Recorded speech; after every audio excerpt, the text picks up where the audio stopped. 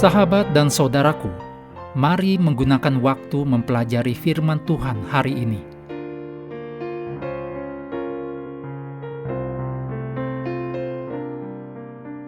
Senin 23 Februari, judulnya Jika Engkau Bertekun dalam Iman.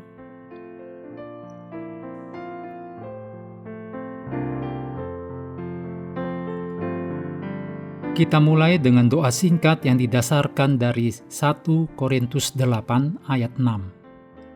Satu Tuhan saja, yaitu Yesus Kristus, yang olehnya segala sesuatu telah dijadikan, dan yang karena Dia kita hidup. Amin.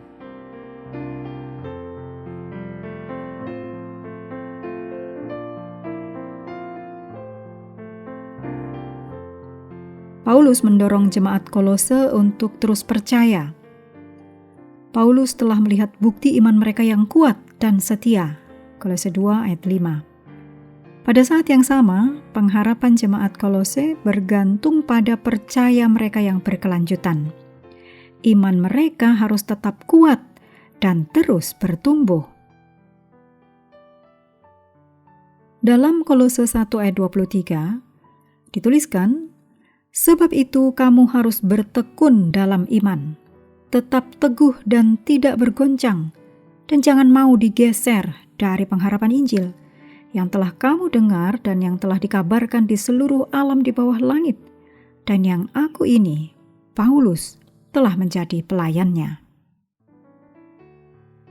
Dalam ayat ini, Kolose 1 ayat 23, kata bertekun berarti tidak menyerah, terus percaya dan mengandalkan Tuhan. Dalam Yohanes 8 ayat 7, kata ini digunakan untuk para ahli Taurat dan orang-orang Farisi yang terus mendesak Yesus agar menjawab apa yang harus dilakukan terhadap perempuan yang kedapatan berzina. Dalam Kisah 12 ayat 16, kata yang sama digunakan saat Petrus terus mengetuk pintu setelah Rode mengenali suaranya, tetapi meninggalkan pintu tetap terkunci dan berlari ke dalam memberitahu umat yang sedang berdoa. Dalam 1 Timotius 4 ayat 16, kata ini juga digunakan oleh Paulus yang mendorong Timotius untuk tetap memegang teguh ajaran doktrin dan pedoman praktis yang telah Paulus ajarkan. Maknanya di sini sama, kecuali bahwa kata ini diterapkan kepada orang percaya secara umum. Paulus tidak ingin jemaat di Kolose menerima gagasan yang salah tentang kabar baik. Kolose 2 ayat 8 ayat 20-22. Paulus ingin jemaat Kolose bertumbuh kuat dalam iman dan dalam kasih mereka terhadap firman Tuhan, yaitu Alkitab. Matius 7 ayat 25, Efesus 2 ayat 20, Efesus 3 ayat 17. Paulus ingin jemaat Kolose menjadi seperti tembok atau bangunan yang tidak dapat digoyahkan.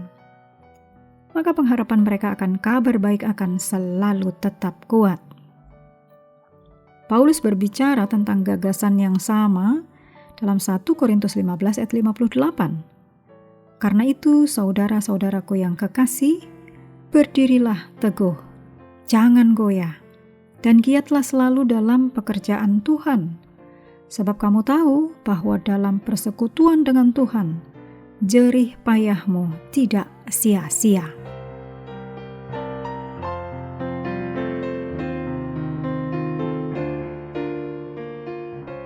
Kutipan Roh Nubuat disadur dari This Day with God, halaman 62.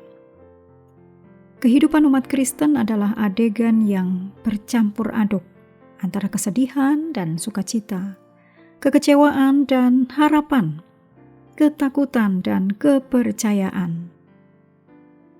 Akan ada banyak ketidakpuasan pada diri sendiri karena melihat hatinya sendiri begitu tidak terkendali. Kemudian disusul oleh penyesalan dan kesedihan, lalu pertobatan, diikuti oleh kedamaian dan sukacita yang mendalam. Karena ia tahu, seiring imannya memahami janji-janji yang diungkapkan dalam firman Tuhan, bahwa ada kasih pengampunan dari Juru Selamat yang sabar. Dan Sang Juru Selamat itulah yang ia ingin hadirkan dalam hidupnya, yang ia jalin ke dalam karakternya. Amin.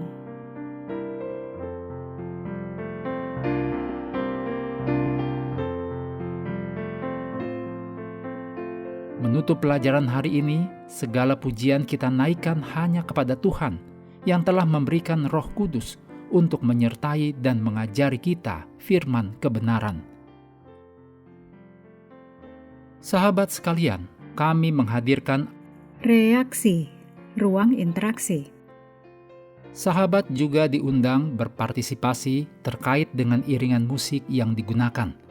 Silahkan beri jawaban untuk judul atau bagian lirik dari iringan musik setiap pelajaran. Bagi yang memberikan 4 jawaban benar, akan menerima hadiah kecil. Terima kasih telah belajar bersama. Tuhan memberkati kita semua.